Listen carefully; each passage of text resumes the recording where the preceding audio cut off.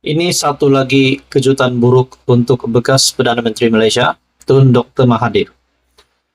Tiba-tiba dalam sebuah artikel mengesahkan Tun Mahathir, nama Dr. Mahathir berada paling atas berkaitan dengan tinjauan ataupun kajian. Mahathir penganjur utama sebar kenyataan provokatif berkaitan kaum. Artikel dari Biharian.com. Dapatan dari CIJ. Bekas Perdana Menteri Tun Dr. Mahathir Mohamad muncul penganjur utama dalam menyebarkan kenyataan provokatif tentang kaum. Nah, saudara-saudara, adakah di sini kita dapat melihat Tun Mahathir sebagai pemimpin yang baik ataupun pemimpin yang tidak baik?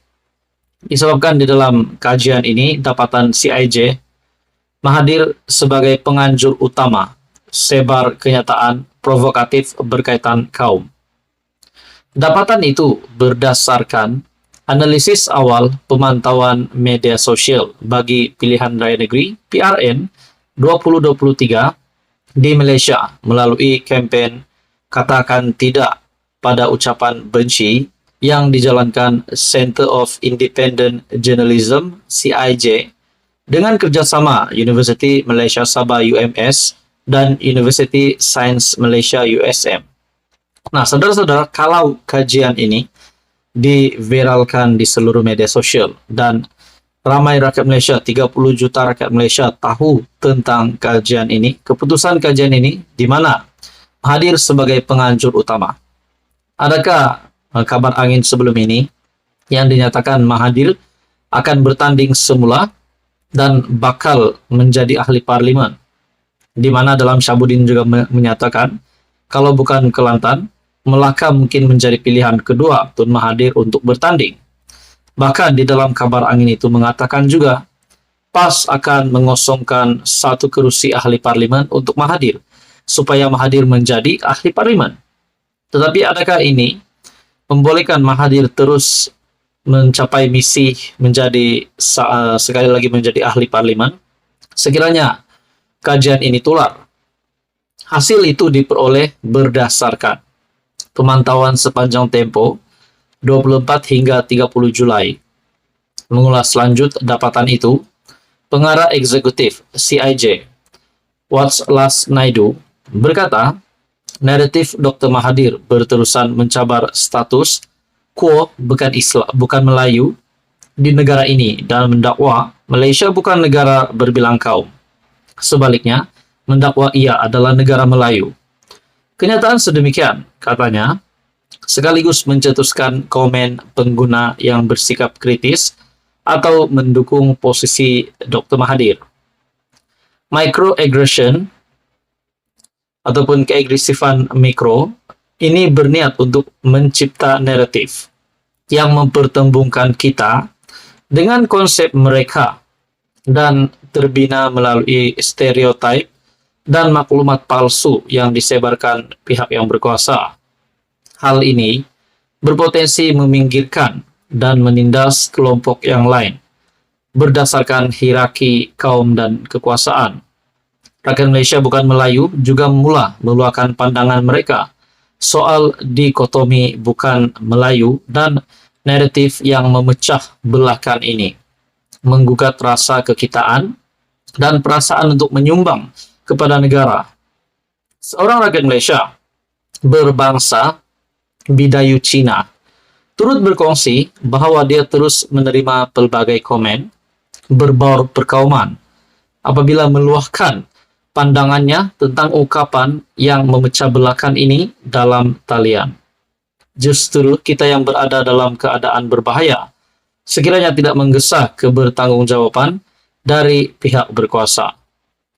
Nah, saudara-saudara, tuan-tuan dan puan, adakah ini memperlihatkan bahwa nama Tun Mahathir layak untuk sekali lagi diangkat menjadi pemimpin negara ataupun sebagai ahli parlimen?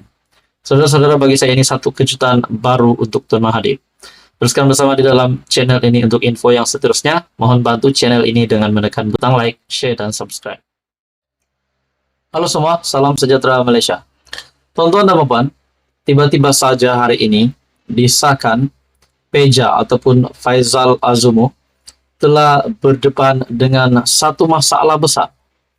Masalah besar ini, akhirnya Peja pula mengeluarkan saman disebabkan nama beliau telah ataupun reputasi beliau telah dikotorkan melalui sebuah artikel di mana tiba-tiba nama Peja terlibat dengan gangguan seksual wanita. Wow. Saudara-saudara, kita menunggu apa respon dari Peja sendiri berkaitan dengan perkara yang amat-amat serius ini. Dalam sebuah artikel dari Malaysia Kini, Peja nafi terlibat gangguan seksual wanita, bakal filekan saman. Ahmad Faizal Azumu hari ini membuat laporan polis ke atas seorang wanita yang didakwa melemparkan fitnah terhadap timbalan Presiden Bersatu itu.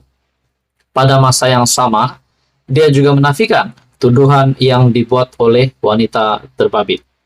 Saudara-saudara, andai saja perkara ini benar, andai saja, adakah ini akan menjejaskan reputasi Bersatu dan Perikatan Nasional yang bakal bertanding pada pilihan raya 6 negeri pada 12 Ogos? Adakah Peja akan dipecat? Adakah Peja akan disiasat? Dan sebagainya. Tapi pada akhirnya Peja sendiri membuat pengakuan menafikan perkara ini.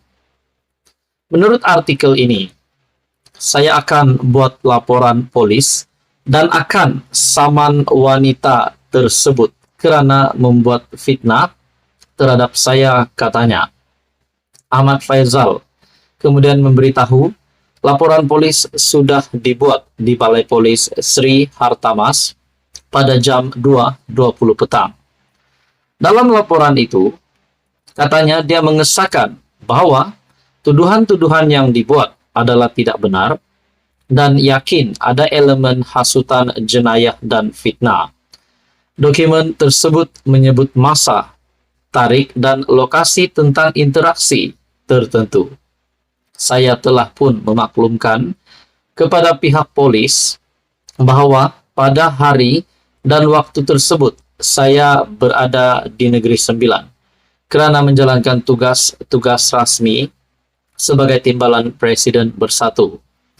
Ramai saksi yang boleh mengesahkan kehadiran saya, katanya. Terdahulu, bekas ahli Parlimen Tambun berkenaan diminta mengulas mengenai salinan laporan polis terhadapnya dan tular di media sosial. Difahamkan laporan tersebut dibuat di Balai Polis Sri Hartamas, Kuala Lumpur pada 24 Julai. Dalam laporan tersebut, wanita berusia 37 tahun itu mendakwa dia diganggu seorang lelaki bernama Ahmad Faizal Azumu yang mengeluarkan kata-kata seksis terhadapnya. Kejadian didakwa berlaku di Plaza Damas, Kuala Lumpur. Sementara itu, ketika dihubungi Malaysia Kini, Ketua Polis Daerah Brickfields, Amihizam Abdul Syukur, ketika dihubungi mengesahkan bahwa memang ada laporan polis tersebut dibuat. Nah, persoalannya, kenapa tiba-tiba ada wanita yang tampil membuat laporan polis? Kononnya, Peja ataupun Faizal Azumu mengeluarkan kata-kata seksis, di mana ini kita boleh anggap sebagai gangguan seksual. Tapi pada akhirnya Faizal Azumu ataupun Peja sendiri menafikan perkara ini. Tuan-tuan dan puan, teruskan bersama di dalam channel ini untuk info yang seterusnya. Mohon bantu channel ini dengan menekan butang like, share, dan subscribe. Halo semua, salam sejahtera Malaysia. Tuan-tuan dan puan.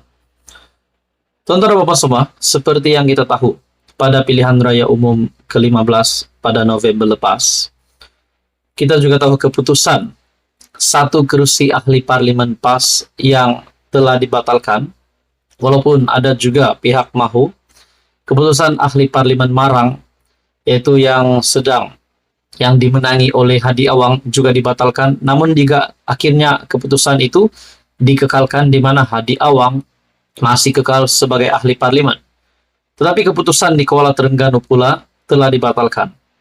Nah, saudara-saudara, ini berkaitan dengan rasuah ataupun beri duit kepada pengundi semasa campaign ataupun semasa PRU 15. Ada yang berkata pada PRN, jangan lagi undi PAS disebabkan mereka sudah terang-terang terlibat rasuah.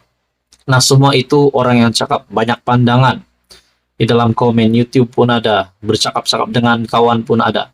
Hari ini, saudara-saudara, dalam sebuah video yang saya ada post sebelum ini, terdapat satu komen yang amat mengejutkan dan menarik minat saya untuk dikongsikan kepada Anda semua. Komen ini dalam satu video saya berkaitan dengan PAS hilang satu kursi MP. Hari ini persoalannya, PAS hilang satu kursi MP disebabkan kursi MP ini, menurut Syahbudin.com, saya ada membaca di dalam artikel Syahbudin.com, satu MP ini, MP PAS akan dikosongkan untuk diberikan kepada Mahathir.